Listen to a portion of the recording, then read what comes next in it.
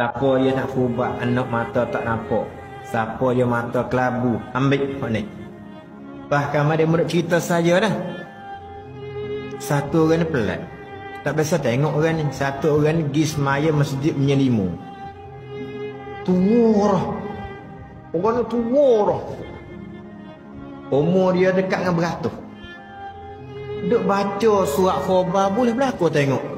Ada surat khabar putih, ada di antara Arab, ada bahasa tu banyak. Orang tu masuk tanya, tak payah. Tak payah kita duk baca apa? Baca surat khabar gitu dia kata. Lepas tu nak tanya sikit tak payah boleh baca semua ya, nampak tak akan cumi ke ya? Umur berapa dah tak payah?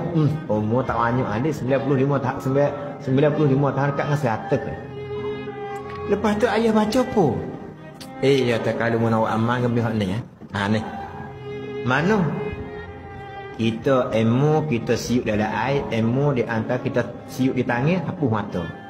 Bacanya Allahumma salli ala man tabat bi kaffihi ainu qatadah. Macam tu. Allahumma salli ala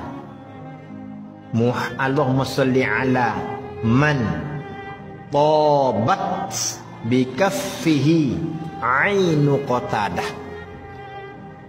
Allahumma salli ala man tabat bosa alif bota tabat bi kaffihi ainu qatadah. Baca ni.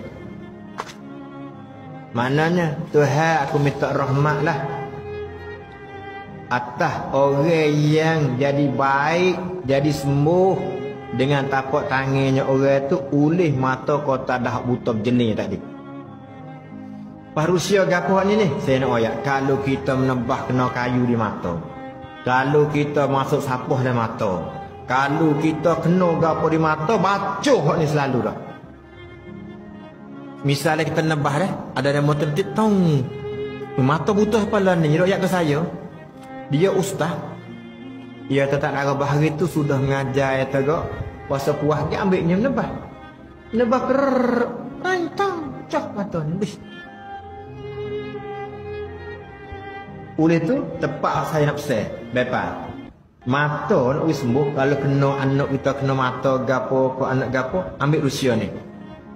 Ilmu kita ambil pergi tangan tak di mata.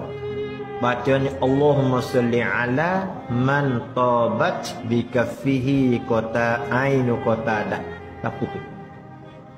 Ubah sah.